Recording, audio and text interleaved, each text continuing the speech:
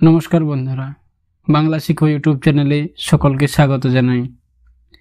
আজ 25শে বৈশাখ, রবীন্দ্র জয়ন্তী, কবিগুরুর 166তম জন্মবার্ষিকী। কবিগুরুর চরণে শতকোটি প্রণাম জানাই। তোমরা হয়তো কবিগুরু সম্পর্কে অনেক কিছুই জানো, প্রতিদিন আরও নতুন নতুন তথ্য জেনে চলেছ। শুধুমাত্র একটি ভিডিওতে কবিগুরুর মহান ও বিচিত্র সাহিত্যিক জীবনের সমগ্র অংশ আলোচনা করা সম্ভব নয়। তাই এই পর্বে আমি বেছে নিয়েছি রবীন্দ্রনাথ ঠাকুরের ছোট গল্পকে। আমার স্বল্প অধ্যবসায় থেকে রবীন্দ্রনাথ ঠাকুর সম্পর্কে যা জেনেছি এবং তার ছোট গল্প সম্পর্কে যা জেনেছি তা এখানে উপস্থাপন করার চেষ্টা করলাম। আশা করি তোমাদের কাজে লাগবে। রবীন্দ্রনাথ ঠাকুর বাংলা সাহিত্যের এক অপরিহার্য অঙ্গ। কবিতা, গান, উপন্যাস, নাটক, প্রবন্ধ, সমালোচনা, সাহিত্যের প্রতিটি শাখায় তার অবদান অনস্বীকার্য। তবে ছোট গল্পের ক্ষেত্রে তার প্রতিভা বিশেষভাবে দ্যুতিময়। তিনি বাংলা ছোট গল্পের গতানুগতিক ধারাকে সম্পূর্ণ পরিবর্তন করে এক নতুন আঙ্গিক ও বিষয়বস্তুর প্রবর্তন করেন। তার ছোট গল্পগুলি শুধু গল্প বলার ধরনেই নতুনত্ব আনেননি, বরং মানুষের মনস্তত্ত্ব, সমাজের চিত্র এবং প্রাকৃতিক সৌন্দর্যের এক অসাধারণ শিল্পরূপ দিয়েছে। রবীন্দ্রনাথের ছোট গল্পের বৈশিষ্ট্য আলোচনা করতে গেলে প্রথমে যা উঠে আসে তা হলো বিষয়বস্তুর বৈচিত্র্য ও গভীরতা। তার গল্পগুলি সমাজের বিভিন্ন স্তরের মানুষের জীবনগাথা তুলে ধরে। গ্রামীণ জীবন, শহরের জটিলতা, নারী পুরুষের সম্পর্ক, শিশুদের মনস্তত্ত্ব, সামাজিক কুসংস্কার, নিয়তির নিষ্ঠুর পরিহাস, এমন কোনো বিষয় নেই যা তার কলমের স্পর্শে জীবন্ত হয়ে ওঠেনি। প্রমথনাথ বিশির মতে, যখনই তিনি ছোট গল্পের ক্ষেত্রে পৌঁছিয়াছেন, একেবারে স্বক্ষেত্রে পদার্পণ করিয়াছেন। অপরের জমিতে আধি চাষ করিয়া রাজস্ব যোগাইবার দায় বহন করেন নাই। শুধু তাই নয়, সেই হইতেই জীবনের শেষ পর্যন্ত ছোট গল্পের ধারা বহন করিয়া আসিয়াছেন। আরও দেখিতে পাইব যে সে ধারা তাহার গান ও কবিতার ধারার সঙ্গে সমান্তরালতা রক্ষা করিয়া প্রবাহিত হইয়াছে। সেজন্যই দেখিতে পাইব যে তাহার সুদীর্ঘ জীবনে যেসব পরিবর্তন ও ছায়ালোকপাত ঘটিয়াছে সে সমস্তই চিহ্নিত তাহার ছোট গল্পগুলিতে। এরপর আসা যাক রবীন্দ্রনাথ ঠাকুরের ছোট গল্পের বিষয় গভীরে আলোচনায়। বর্তমানে রবীন্দ্রনাথের ছোট গল্প বলতে 3 খণ্ডে সম্পূর্ণ গল্পগুচ্ছ, সে, গল্পস্বল্প ও 3 সঙ্গীকে বোঝায়, যার রচনাকাল 1884 সাল হইতে 1941 সাল পর্যন্ত, অর্থাৎ কবিজীবনের 57 বছর পর্যন্ত সময়কাল। কিন্তু 1877 সালে প্রকাশিত ভিখারিণী গল্পটিকে ধরলে দাঁড়ায় 64 বৎসর। 1885 সালে প্রকাশিত মুকুট গল্পটি গল্পগুচ্ছে সন্নিবেশিত না হলেও এটিকে ছোট গল্পই ধরা হয়। তাহলে মোট ছোট গল্পের সংখ্যা দাঁড়ায় মোটামুটি এইরূপ: গল্পগুচ্ছে 3 খণ্ডে 84টি গল্প, সেই গল্পগ্রন্থে 14টি, গল্পস্বল্পে 16টি, 3 সঙ্গীতে 3টি, মুকুট, ভিখারিণী সহ মোট 119টি গল্প। মোটামুটিভাবে 1891 সাল, বাংলায় 1298 সাল থেকে রবীন্দ্রনাথ ঠাকুরের ছোট গল্প রচনার সূত্রপাত ঘটে। ভিখারিণী 1284 গল্পটিকে বাদ দিলে তার আগে মাত্র 3টি গল্প, 1884 সালে ঘাটের কথা ও রাজপথের কথা এবং 1885 সালে মুকুট গল্পটি। 1991 সাল থেকে 1895, বাংলায় 1898 থেকে 1302 সালের মধ্যে 44টি গল্প রচনা করেছেন। সমগ্র গল্পগুচ্ছের অর্ধেকেরও কিছু বেশি। এই গল্পগুলির অধিকাংশই হিতবাদী ও ও সাধনা পত্রিকার জন্য রচিত।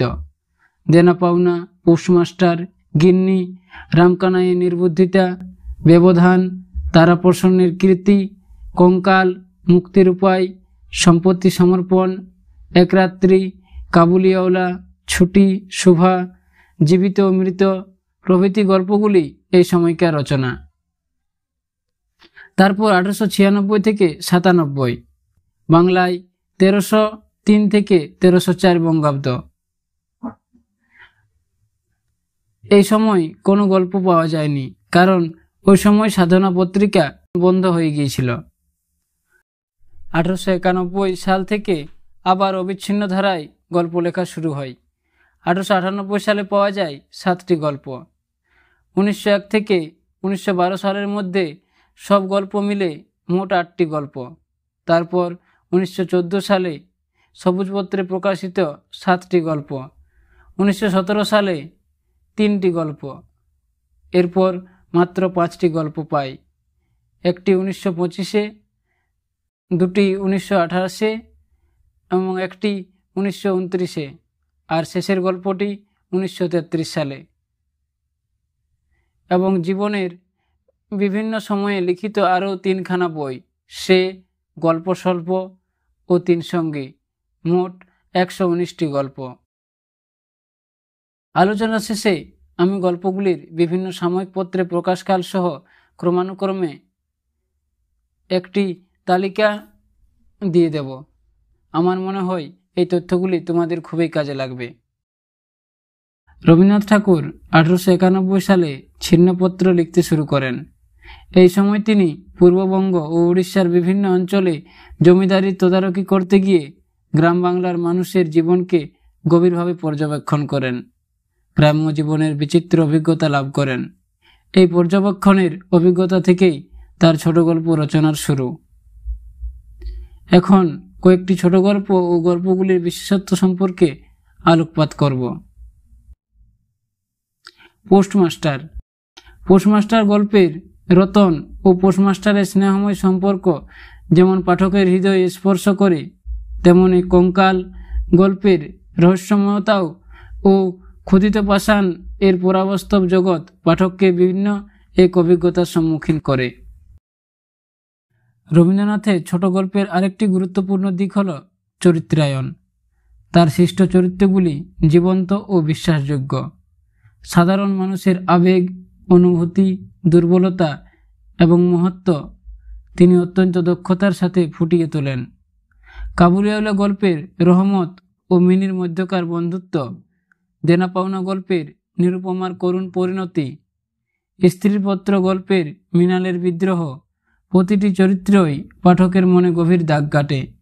তিনি শুধু প্রধান চরিত্রদের নন, পার্শ্ব চরিত্রেরও স্বতন্ত্র বৈশিষ্ট্য দান করেন। প্রকৃতির ভূমিকা রবীন্দ্রনাথ ঠাকুরের ছোট গল্পে এক বিশেষ স্থান অধিকার করে আছে। প্রকৃতি শুধু গল্পের পটভূমি হিসাবে উপস্থিত থাকে না, অনেক সময় তা চরিত্রের আবেগ ও ঘটনার গতিকে প্রভাবিত করে। ছুটি গল্পের মেঘলা আকাশ ও নদীর তীর যেমন ফটিকের ব্যাকুল মনকে আরও অস্থির করে তোলে, তেমনি শাস্তি গল্পের রুদ্র প্রকৃতি যেন চন্দনার ভেতরের চাপা ক্ষোভের প্রতিচ্ছবি। ভাষার মাধুর্য ও শিল্পশৈলী রবীন্দ্রনাথের ছোট গল্পের অন্যতম আকর্ষণ। তার ভাষা সহজ, সরল অথচ কাব্যিক। প্রতিটি কাব্যে যেন এক একটি চিত্রকল্প তৈরি করে। গল্প বলার ধরনটিও অত্যন্ত আকর্ষণীয়। তিনি ঘটনার সরাসরি বর্ণনার পাশাপাশি নাটকীয়তা ও রহস্যের সৃষ্টি করেন, যা পাঠককে গল্পের শেষ পর্যন্ত ধরে রাখে। অনেক গল্পে অপ্রত্যাশিত মোড় থাকে, যা গল্পটিকে আকর্ষণীয় করে তোলে। রবীন্দ্রনাথ ঠাকুরের ছোট গল্পগুলিতে মনস্তাত্ত্বিক বিশ্লেষণ বিশেষভাবে লক্ষণীয়। তিনি চরিত্রের ভেতরে দ্বন্দ্ব, তাদের চিন্তাভাবনা ও অনুভূতির জটিলতাকে অত্যন্ত সূক্ষ্মভাবে তুলে ধরেন। নষ্টনের গল্পের অমলের নিঃসঙ্গতা ও বৌঠানের প্রতি আকর্ষণ, অধ্যাপক গল্পের অধ্যাপকের আত্মসম্মান ও স্নেহের টান, এই ধরনের মনস্তাত্ত্বিক বিশ্লেষণ তার গল্পগুলিকে গভীরতা দান করে।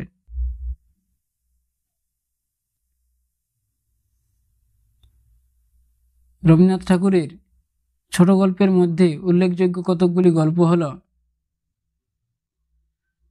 পোস্টমাস্টার, কাবুলিওয়ালা, দেনা পাওনা, ছুটি, নষ্টনীড়, খোদিত পাষাণ, অতিথি, স্ত্রীর পত্র, শাস্তি, সমাপ্তি, শুভা, ডিটেকটিভ, মণিহারা, মানভঞ্জন, ইচ্ছাপূরণ, নিশীথে, রামকানাইয়ের নির্বুদ্ধিতা, মেঘ ও রৌদ্র, ল্যাবরেটরি, হৈমন্তী, স্ত্রীর পত্র, গুপ্তধন, বলাই প্রভৃতি গল্প আজও বাংলা সাহিত্যের অমূল্য সম্পদ।